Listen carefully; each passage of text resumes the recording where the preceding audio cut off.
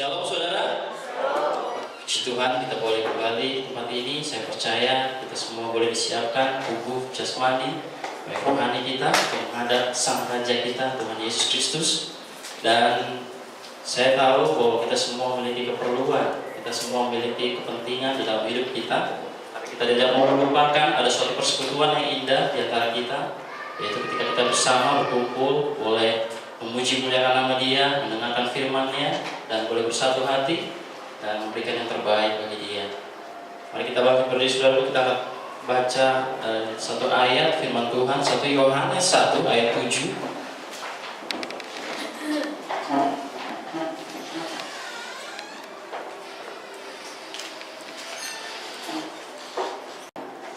Saya akan bacakan bagi saudara. 1 Yohanes 1 ayat 7. Tetapi jika kita hidup di dalam terang, sama seperti Dia ada di dalam terang, maka kita beroleh persekutuan seorang dengan yang lain, dan darah Yesus, anaknya itu, menyucikan kita daripada segala dosa. Silakan dulu. Berarti setiap kita yang boleh mendengarkan firman Tuhan, dan saya akan mengambil sebuah teks tentang persekutuan. Kalau kita lihat di dalam bahasa Inggrisnya fellowship, dan persekutuan, pasti Anda sudah tahu apa makna daripada persekutuan. Kita tahu bahwa ketika ada sesuatu yang berkumpul dan orang-orang berkumpul di situ, mereka mengadakan rapat atau mereka mengadakan perjamuan, mereka sudah melakukan persekutuan. Dan seperti kita pada saat ini berkumpul di tempat ini, kita sudah melakukan persekutuan. Tetapi ada satu hal yang saya ingin berikan kepada saudara, di mana Brother Branham sudah berkata bahwa persekutuan yang Tuhan maksudkan adalah persekutuan yang lain, yang mungkin saudara sudah melihat hal itu, tapi tidak menyadarinya setiap kali kita melakukannya. Dan hal itu akan kita bahas pada saat ini. Kita akan kupas habis apa yang Tuhan inginkan dari kita, apa yang Tuhan maksudkan dengan persekutuan yang Dia inginkan. Ya, persekutuan terjadi kalau ada kesatuan. Amin. Nah, kesatuan ini di dalam terang, kita tadi katakan. Jadi bukan kesatuan yang lain. Perhatikan ya. Karena kesatuan yang dimaksud tadi adalah di dalam terang. Nah, terang adalah firman. Allah adalah terang. Allah adalah firman. Amin. Ya. Nah, jadi kita tahu bahwa tidak mungkin berjalan dua orang kalau mereka tidak sepakat. Nah, kalau seseorang berjalan dengan yang lain, mereka akan bisa melakukannya kalau mereka bersepakat. Saudara tahu, kita buka di Amos 3 ayat 3. Mari kita buka Amos 3 ayat 3. Berjalankah dua orang bersama-sama jika mereka belum berjanji? Tapi di dalam bahasa Inggrisnya saya akan bacakan, can two walk together except they be agreed. Jadi kalau di sini terjemahannya bahasa Inggrisnya positif, diterjemahkannya negatif ya. Kalau saya coba betul bisa diartikan, dua orang berjalan bersama kecuali jika mereka telah berjanji. Ya. Atau setuju. Itu positifnya ya, kecuali mereka telah berjanji atau setuju. Jadi seharusnya hanya ada satu cara Anda dapat berjalan dengan yang lain, yaitu ketika kamu setuju dengan dia. Nah, jikalau seseorang ini sudah sepakat dengan hal itu, maka mereka bisa berjalan bersama-sama. Nah, persekutuan yang seperti inilah yang seharusnya terjadi. Sepakat, sehati, sepikir, ya. Firman Tuhan katakan di dalam firman-Nya. Nah, ketika Adam yang pertama diciptakan Tuhan sebagai manusia, nah bagaimana mungkin Allah bisa bersekutu dengan manusia kalau tidak serupa? Nah, kalau Adam yang serupa, segambar dengan Allah, maka dia bisa bersekutu dengan Allah. Karena pada saat Adam yang pertama, dia masih diciptakan kekal. Dia masih diciptakan dalam peradaban iman. Nah, begitu juga dengan firman. Allah sendiri. Dia kekal. Dia memiliki iman. Amen. Nah, ketika dia gagal melalui Hawa, ketika Hawa menambahkan sebagian daripada firman-Nya, itu mulai merusak persekutuan yang benar itu. Nah, jadi ada sesuatu yang harus kita lihat, apa yang terjadi. Nah, ketika kita mendengar bahwa tanpa proses, maka kekekalan akan gagal. Ya. Adam yang pertama tanpa proses dia gagal, tetapi Adam yang kedua dia melalui proses dan dia tidak gagal. Siapa dia? Tuhan Yesus Kristus. Dia adalah Adam yang kedua. Nah, ketika dia mendapatkan bahwa Yesus memiliki hal itu, ya, manusia yang sudah jatuh ini, tetapi dia ingin tetap bersekutu dengan dia, dengan manusia. Nah, ketika Allah yang kekal itu tidak dapat bersekutu lagi dengan manusia yang sudah jatuh, maka apa yang dia lakukan? Ya? Maka harus ada penumpahan darah, harus ada pencurahan darah di Kalvari. Untuk apa? Menebus dosa manusia. Nah, ketika dia datang di dalam bentuk manusia, dia ingin kembali bersekutu dengan kita. Tapi bukan ini persekutuan yang dia inginkan. Kalau dikatakan Alfa dan Omega, maka ketika Adam di dalam ciptaan yang pertama adalah kekal, maka persekutuan yang dia maksudkan adalah ingin menuju kepada kekekalan lagi. Men. Yerusalem yang baru, segala sesuatunya kekal, abadi. Tidak ada lagi hal yang lain. Itu adalah terakhir. Ya. Nah, kita akan melihat hal ini. Berbicara tentang gereja denominasi, bagaimana mungkin denominasi adalah suatu persekutuan, sedangkan mereka sudah memisahkan diri mereka daripada hal itu. Mungkin awalnya HKBP, oke. Kemudian HKBP yang satu, dia memisahkan diri lagi menjadi HKBP yang lain. Tapi itu tetap denominasi. Mungkin gereja A, dia sudah membuat gereja A. Namun ketika ada perselisihan di dalamnya, ya, tapi mereka tetap denominasi, saya katakan. Nah, perbuatan yang mereka lakukan, mereka keluar, namun membuat denominasi yang lain. Bagaimana mungkin persekutuan yang demikian yang Tuhan kehendaki? Nah, kita, bagaimana dengan kita? Kita tahu di sini semua adalah denominasi-denominasi yang berbeda. Ada yang mungkin dari tempat A, ada mungkin dari tempat B, dan kita bersatu. Haleluya. Bukan denominasi yang bersatu, tetapi kita bersatu di bawah terang. Men. Siapa terangnya di zaman ini? Brother Branham. Nah, melalui hal itu kita harus bisa melihat persekutuan yang dia kehendaki di bumi ini pada saat ini, di akhir zaman ini, di zaman Laodikia yang mengakhiri ini, sampai dengan setengah sudah di surga saat ini, itu adalah persekutuan di mana terang itu ada. Ya. Nah, saya suka persekutuan. Katakan Brother Branham. Saya suka di saat kita bersama dan memberikan hati kita tulus kepada Tuhan. Amen. Apa yang membuat kita dapat bersekutu saat ini? Firman-Nya. Apa yang membuat saudara berkumpul di sini? Firman-Nya. Amen. Bukan karena yang bertemu dengan yang satu yang lain kemudian mendapat kebahagiaan. Oh, tidak. Tetapi karena firman-Nya. Amen. Nah, Tuhan tidak terbatas, seperti yang tadi saya katakan. Dia kekal, dia tidak terbatas. Dan Tuhan kita tidak dapat mati. Sedangkan manusia saat ini itu bisa mati. Ya. Jadi kalau kekal dengan yang mati bisa bersekutu? Tidak dapat bersekutu. Nah, bagaimana caranya? Dulu Tuhan yang sudah melakukan melalui Tuhan Yesus Kristus, dia datang sebagai manusia, ya, dia datang dalam tubuh yang bisa mati itu, tubuh fana itu, Amen. Dia sudah mempersekutukan kita, dan sekarang tugas kita adalah membuat diri kita kekal untuk bisa kembali bersekutu dengan Dia.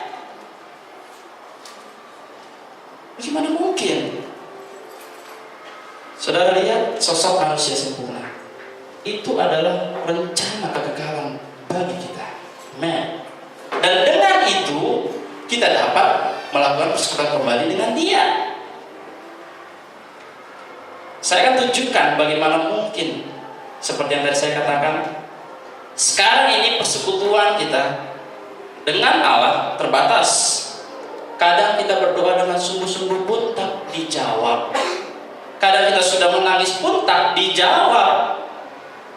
Nah, bagi orang-orang yang tidak serius, mereka dijawab. Karena keterbatasan tadi, karena ketetapan Dia tadi. Tidak mungkin bersekutu sempurna kalau yang satu kekal, yang satu tidak. Amen. Nah, bagaimana jalannya? Sosok manusia sempurna. Amen. Sosok manusia sempurna. Nah, Kristus adalah firman. Langit dan bumi akan berlalu, tetapi perkataanku tidak akan berlalu. Dikatakan. Amen. Kalau Kristus adalah firman, maka Kristus tidak akan berlalu. Nah, kalau Kristus pada zaman ini, mungkin saudara tahu bahwa Dia Kristus kecil. Amen. Kristus adalah seorang yang diurapi, Mesias. Nah, Dia seorang yang diurapi. Nah, mempelai adalah seorang yang diurapi. Nah, siapa Kristus kecil di zaman ini? Mempelai. Benar. Nah, pastikan Anda sudah mendapatkan hal itu. Tidak lagi mengira-ngira, saya mempelai bukannya. Tidak mungkin kita dapat melakukan hal itu lagi di zaman yang sudah sempit ini, yang sudah dekat ini, dengan berkata, mungkinkah saya? Oh, haleluya. Pastikan saudara mendapatkan iman itu. Amen. Nah, jika Kristus adalah firman, maka Dia dapat menafsirkan kitabnya sendiri. Amen. Jadi tidak seorang pun yang dapat menafsirkan firman selain Kristus. Perhatikan. Siapa Kristus bagi zaman yang lalu? Nabi, utusan. Tidak ada seorang pun yang dapat menafsirkan firman kalau bukan utusan. Nah, bagaimana dengan zaman ini? Kita masih punya Nabi? Ya, di dalam pesannya. Jangan khawatir saudaraku. Di dalam pesannya kita punya seorang nabi. Nah, ketika Dia sudah menafsirkan firman-Nya, apakah kita perlu lagi menafsirkan hal yang lain? Seperti yang dulu saya katakan bahwa mengenai 7 zaman gereja yang terperinci. Amen. Sudah terperinci, sudah tinggal baca. Nggak perlu lagi ditafsirkan. Amen. Lengkap. Pengertian tentang kealahan, pengertian tentang baptisan, nama yang benar, sampai kepada akhir tujuan, yaitu dengan kasih akan saudara. Tetapi terjemahan yang tepat adalah kebaikan akan saudara. Charity itu merupakan seperti derma, pemberian terhadap seseorang. Nah, kalau kita sering memberi, itulah yang diharapkan pada saat ini. Apa yang kita sudah berikan bagi saudara-saudara kita. Nah, ya, brotherly kindness. Saudara pasti tahu itu. Yang terutama harus kamu ketahui ialah bahwa nubuatan dalam kitab suci tidak boleh ditafsirkan menurut kehendak sendiri. 2 Petrus 1 ayat 20. Nah, itu sudah ditafsirkan, kata Brother Branham. Baca saja dan percaya. Amin.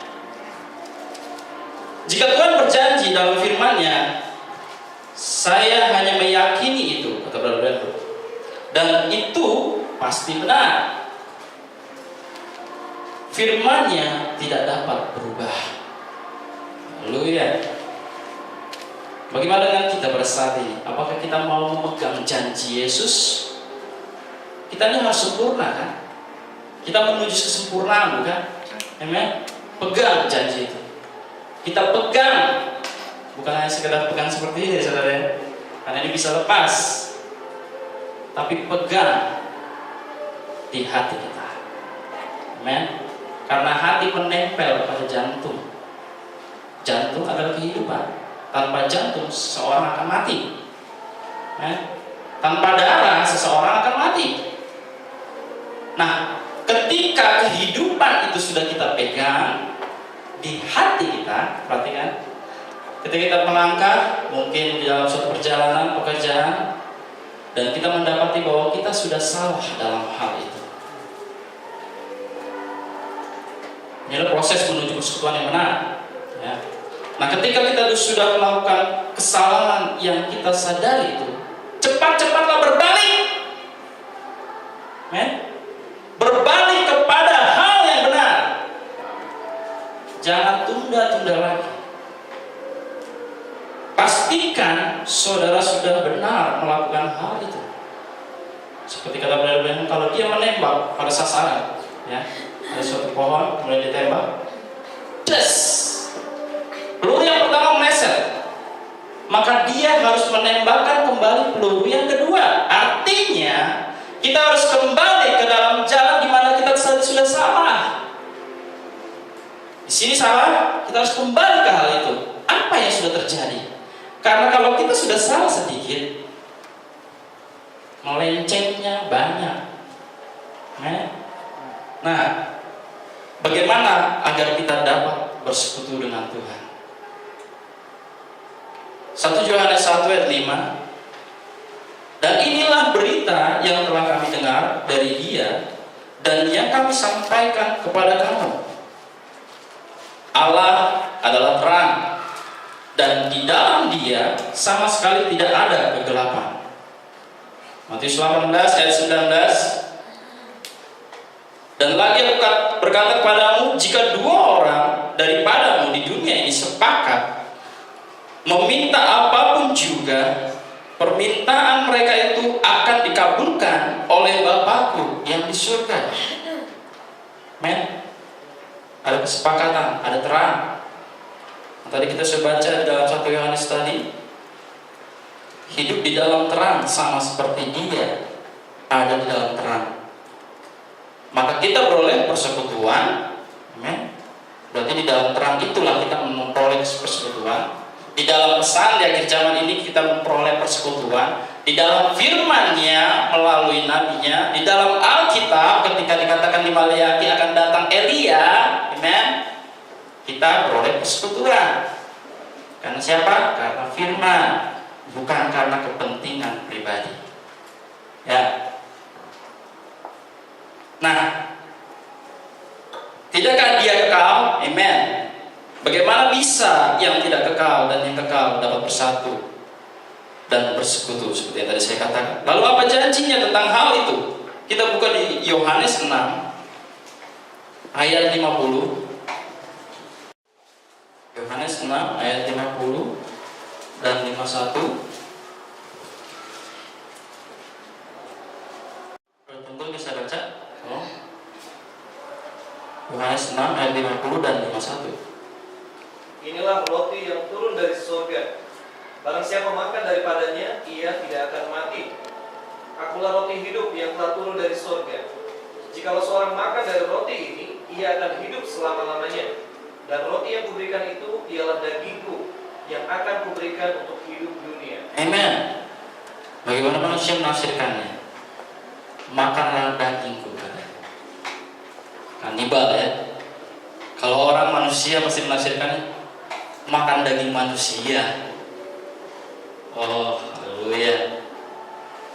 Karena mereka tidak ada di dalam terang.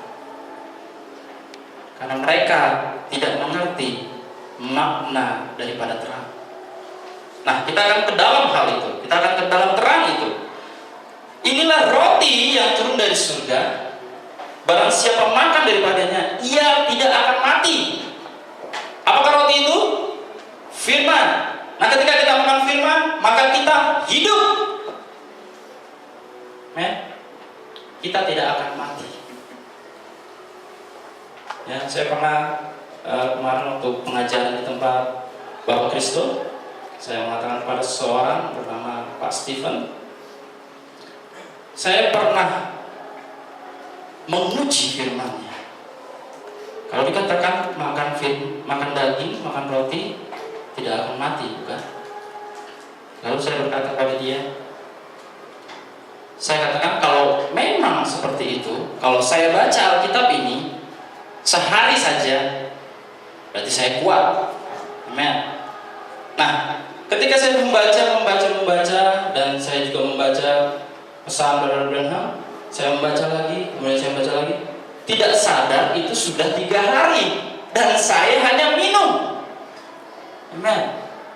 Saya nggak makan, saya hanya minum. Bukan karena nggak punya duit nih saudara ya.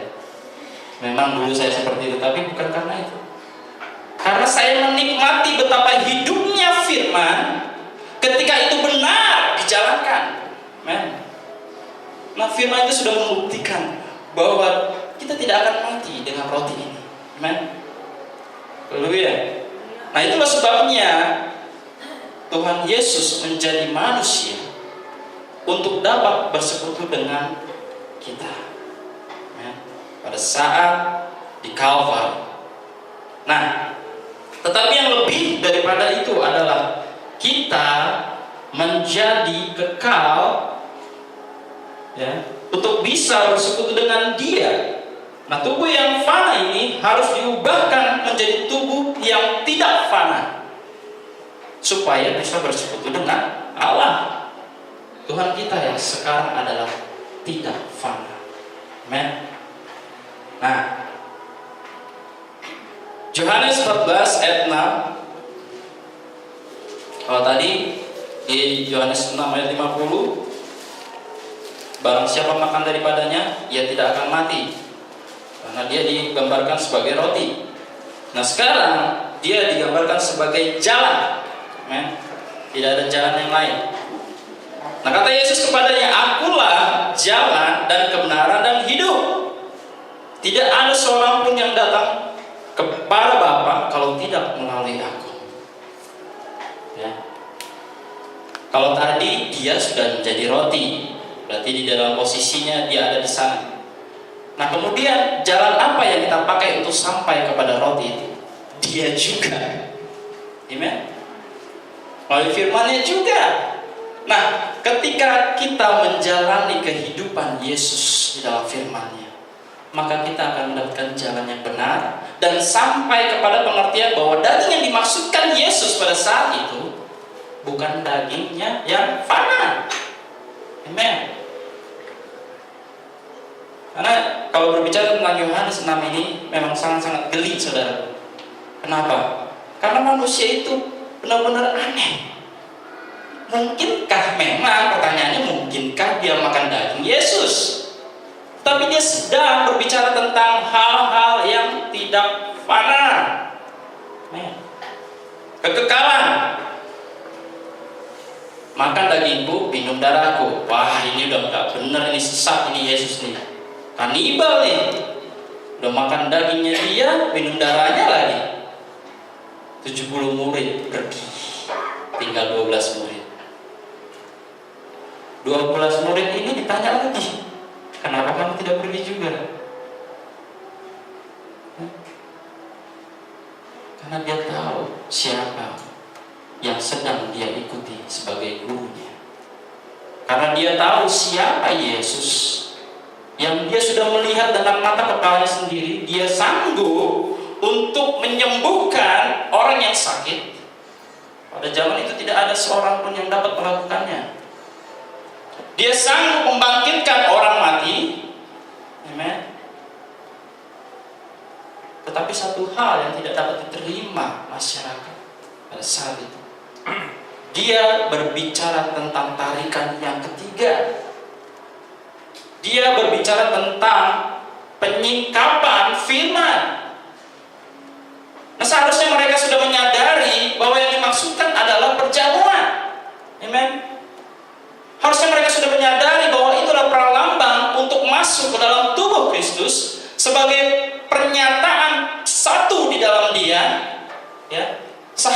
sepikir di dalam dia ketika kita mengambil daripada roti itu. Roti tidak berani. Kemudian kita ambil lagi dari cawan itu anggur yang merah, manis. Kita sudah melakukan pralambang bagi dia di dalam persekutuan di bumi ini. Karena itulah pralambang bagi persekutuan di tempat yang lain, yang adalah kekekalan. Amen. Nah, saudara sudah dapat menggambarkan bahwa tadi yang saya maksudkan, persekutuan yang pertama itu di dalam jasmani. Kemudian persekutuan itu di dalam rohani. Nah, sekarang persekutuan itu ada di dalam kekekalan. Amen. Ada di dalam sesuatu yang tidak dapat musnah, sesuatu yang tidak dapat dimakan karat, sesuatu yang tidak dapat lagi hilang, tetapi dia terus ada sampai selama-lamanya. Amen. Nah, bagaimana dengan ini? Dia katakan apa? Perkataannya tidak akan berlalu. Amen. Perkataannya tidak akan berlalu. Nah, ketika Hawa menambahkan satu kata di dalam firman-Nya, maka itu merusak semua tatanan keturunan manusia itu sendiri, ya, karena kehidupan kekal itu telah diambil. Waktu itu si Adam dan Hawa sudah memiliki tubuh yang benar, yang tidak fana, tidak ada sakit, amen. Tidak ada gatal-gatal, haleluya. Semuanya tepat pada posisinya. Nah, ketika kekekalan itu diambil dari mereka, mereka diusir keluar dari Taman Eden dan menghidupi kehidupan yang lain, yang tadinya peradaban iman menjadi peradaban manusia. Makanya ada adat istiadat, ya, karena adatnya mereka manusia yang jatuh. Nah, makanya Tuhan melihat ketika di zaman Nuh begitu rusak orang-orang.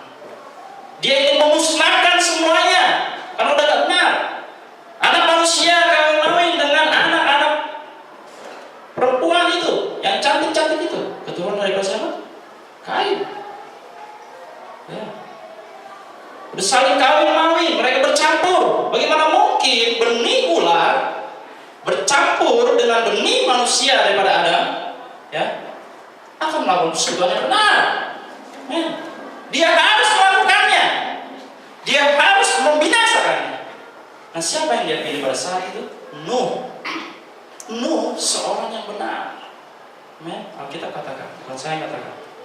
Nuh seorang yang benar di hadapan Tuhan, dan dia hidupnya bergaul dengan Allah. Amen. Dia ini manusia yang fana, ya, tapi bisa bergaul dengan Tuhan, ya, bisa melakukan persekutuan dengan Tuhan. Tapi terbatas, ya. Kenapa? Ketika dia menunggu 7 hari itu, hujan belum turun. Terbatas, saya katakan. Memang ia melakukan persekutuan dengan Tuhan, tapi terbatas. Kenapa? Setiap hal yang dia tunggu-tunggu tidak seperti yang dia inginkan. Amen. Nah, ketika kita di dalam tubuh teofani, apa yang kita inginkan langsung dapat terwujud, dan itu bukan hal-hal yang jahat. Amen. Nah, ketika kita ingin berada di dalam Jakarta, misalnya posisi kita, kemudian kita ingin pergi ke Medan, amen, saya ingin berada di sana, langsung diraihkan dan ada di Sumatera. Apa yang kita inginkan dapat langsung terwujud karena persekutuan tadi di dalam kekekalan. Nah, Nuh berada di dalam posisi persekutuan jasmani terbatas. Ketika dia menunggu 7 hari itu, 1 hari pertama, ya, jam gereja pertama pralambang bagi dia. Dia menunggu, udah mendung nih, ya terang lagi. Amen. Hari kedua, udah rintik-rintik nih, ya terang lagi. Di hari ketiga seperti itu terus sampai hari yang ketujuh. Apa yang dia dapati? Barulah keterbatasan tadi diwujudkan. Karena dalam posisi terbatas itu, kita melakukan persekutuan dengan Allah akan tersentat-sentat, amen, terpatah-patah. Apa yang kita selalu doakan belum tentu itu langsung terwujud. Tapi kalau kita mengimani hal itu, maka itu akan terwujud. Namun butuh waktu yang Tuhan kehendaki. Amen. Nah, jadi harus ada proses menuju kekekalan.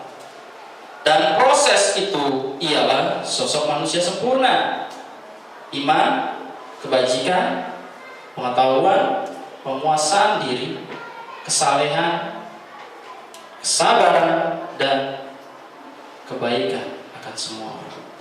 Amen. Nah sekarang persekutuan itu di bawah darah Yesus. Maka darah yang sama itu dapat bersatu, bersekutu. Seumpama golongan darah adalah A, dapat dipakai pada darah B? Tidak kan? Nah, itu adalah seumpama. Maka secara iman melalui curahan darahnya menjadi persekutuan yang tepat dengan Dia, ya, dibaptis di dalam nama Tuhan Yesus Kristus. Amen. Karena pralambang daripada pembaptisan itu kita sudah dimatikan di dalam darah Dia. Ketika kita keluar bangkit di dalam tubuh yang baru di dalam rohani, ya. Nah itu adalah bayi, masih dalam bayi. Nah,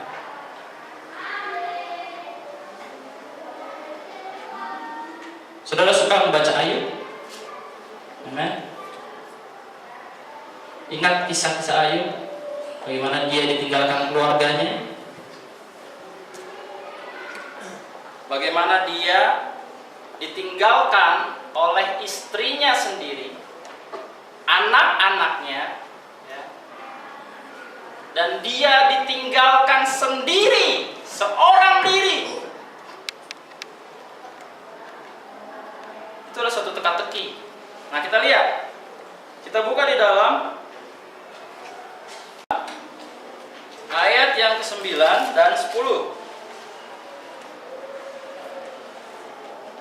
Saya minta tolong Ranto bacakan. Ayub 2 ayat 9 dan 10. Maka berkatalah istrinya kepadanya, masih bertekunkah engkau dalam kesalahanmu? Kutukilah Allahmu dan matilah. Tetapi jawab Ayub kepadanya, engkau berbicara seperti perempuan gila.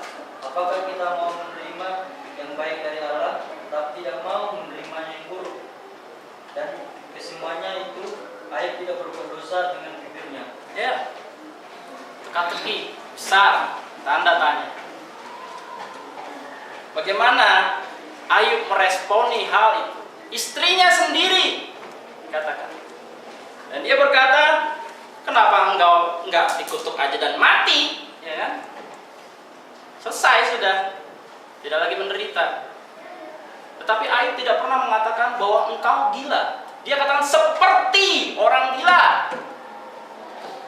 Karena Ayub tahu dia berkata demikian karena dia masih bagian di dalam hidupnya. Dia tidak mengatakan engkau bodoh, bukan. Dia mengatakan engkau seperti orang bodoh. Karena dia sedang dikuasai oleh roh jahat. Nah, ketika Ayub yang sudah di dalam kondisinya yang menderita, dia sudah ditinggalkan oleh istrinya pada saat itu dengan berkata, kenapa engkau enggak dikutuk lalu mati, ya? Tapi dia meresponi, engkau berbicara seperti perempuan gila. Ya? Kita mau menerima hal yang baik dari Tuhan, tetapi tidak mau menerima hal yang buruk dari Dia. Siapa yang sanggup hidup menderita di dunia ini? Tidak ada yang sanggup. Itulah bagian dari sosok sempurna itu. Bagian yang mana, saudara? Passion, kesabaran, dan itu ada di dalam tingkatan yang maksud saya kelima, karena kasih karunia kita dapat bersabar dengan orang lain, ya. Karena kasih karunia kita dapat melakukan hal itu. Nah, contoh di dalam Alkitab sudah ada sosok manusia sempurna dalam satu bagian saja. Kesabaran, Ayub, amen. Nah, sekarang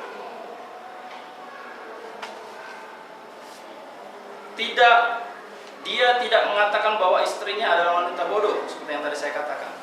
Itu bukan teka-teki.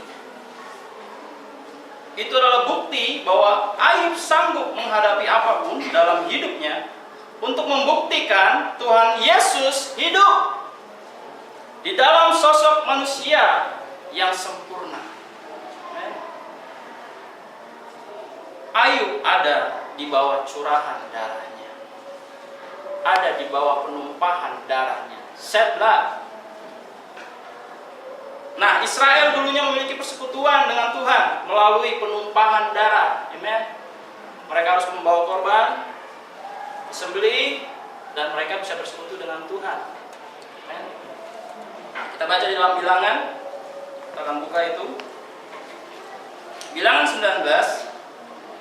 Kita tolong Saul bacakan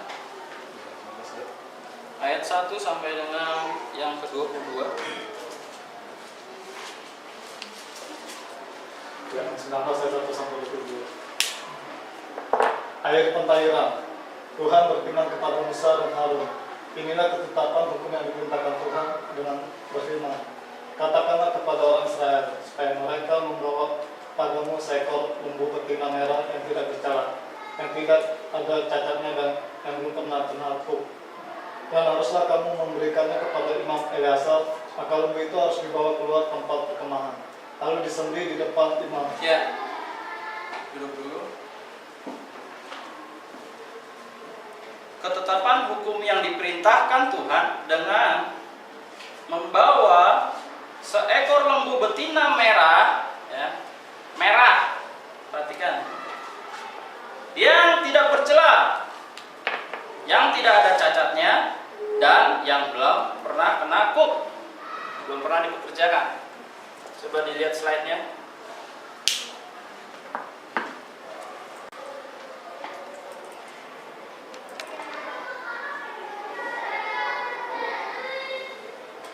Ya, ini yang dikatakan oleh Branham. If we had time, we could go into the symbol. Ya.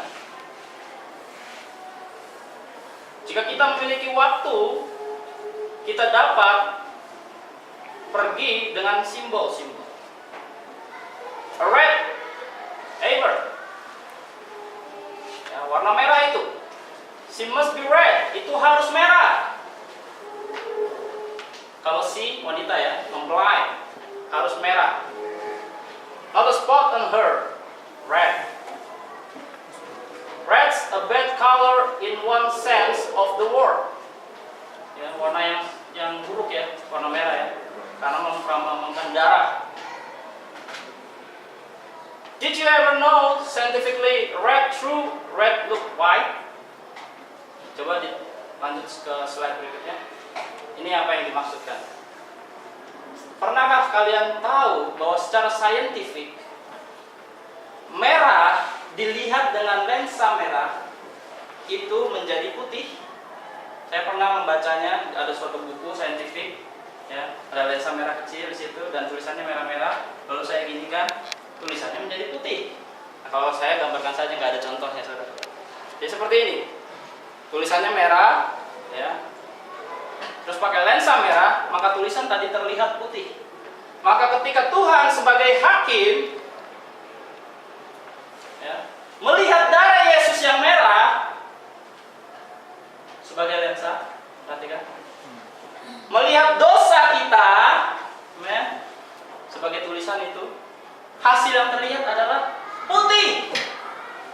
Maka harus ada penumpahan darah Yesus Kristus untuk menghapuskan dosa kita. Amen. Itu secara saintifik. Amen. Nah, tadi dikatakan harus lembu yang merah.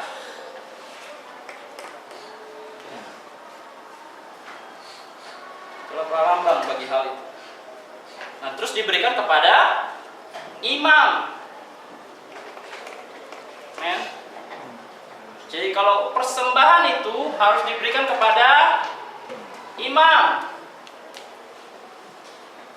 Ya, Kamis kemarin kami baru melakukan pengajaran tentang perpuluhan, persembahan, persepuluhan. Dan saya mengatakan bahwa persembahan itu bagi bangsa Israel harus diberikan kepada orang-orang Lewi yang adalah imam bagi bangsa Israel. Pekerja-pekerja.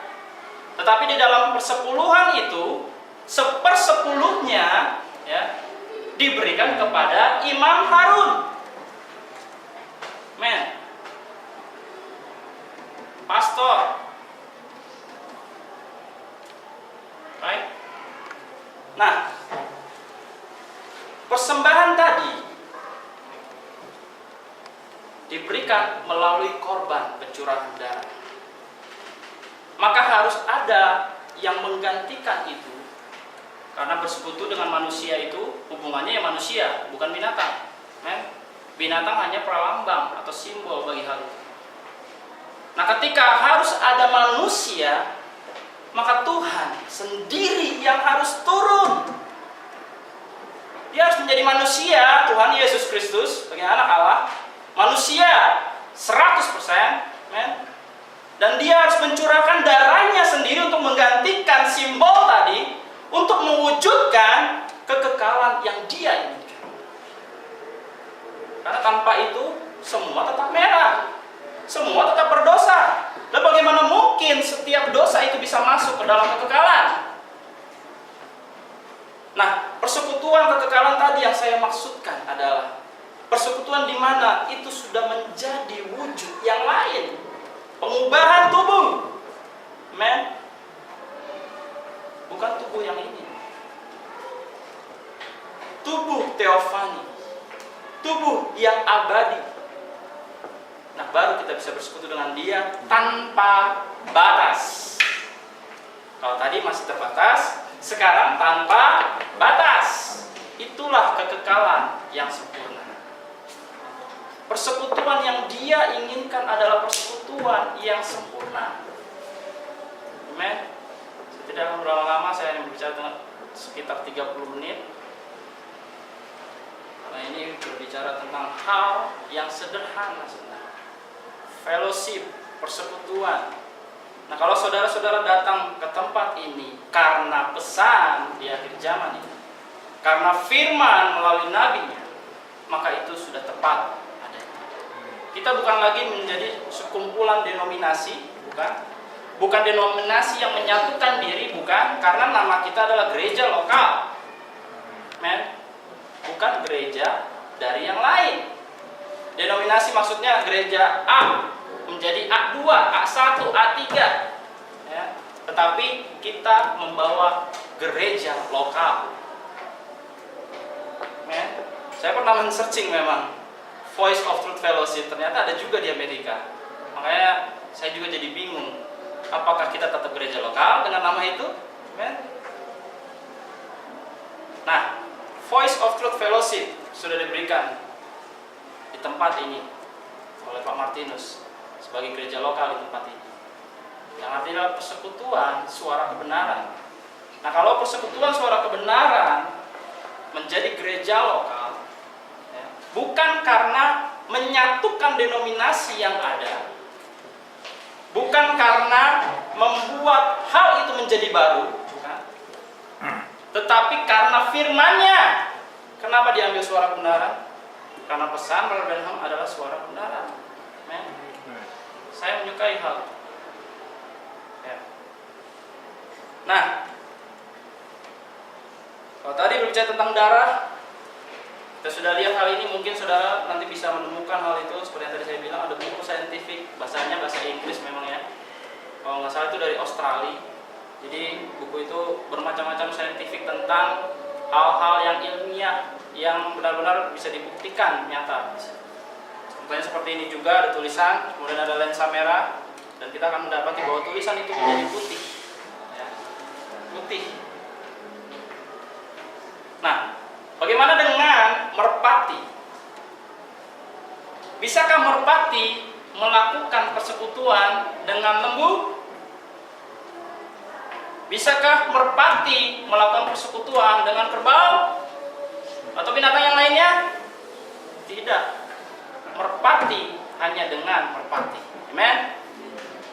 Merpati adalah pralambang daripada hal-hal yang apa? Hah? Amen. Kudus. Karena ketika Tuhan Yesus dibaptis, merpati itu turun ke atas dia, yang menandakan bahwa Yesus kudus. Amen. Makanya ada persekutuan orang-orang kudus. Haleluya. Itu firman Tuhan loh. Jangan kita menjauhi pertemuan ibadah. Amen. Karena kita sedang melakukan persekutuan yang benar saat ini. Bukan mendengarkan firman yang depan ini selalu benar, bukan. Karena kadang-kadang mulut itu bisa melenceng sedikit, apa yang dia pikirkan ternyata yang diucapkan beda. Ya. Saudara juga pernah seperti itu. Dia mengucapkan A, ternyata yang dalam hatinya bukan itu. Bukan yang seperti itu.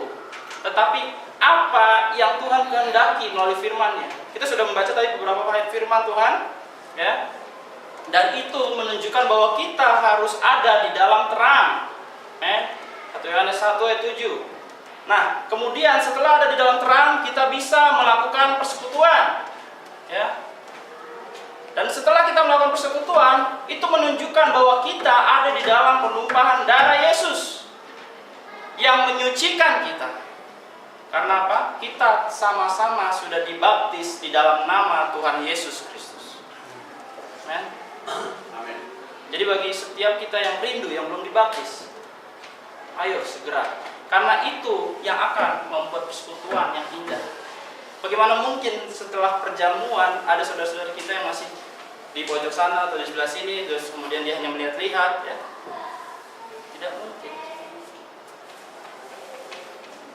Terakhir, nah, dia terlebih dahulu mengasihi kita.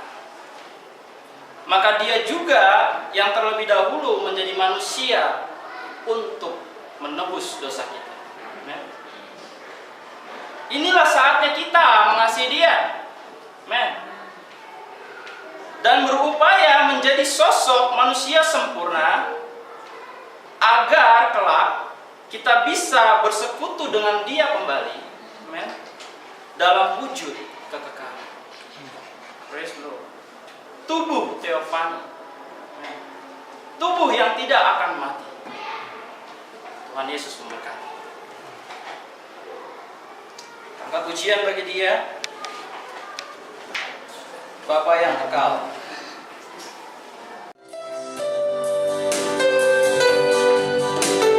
Kasih yang sempurna telah, haleluya, kami terima darimu Tuhan. Yes Lord Jesus.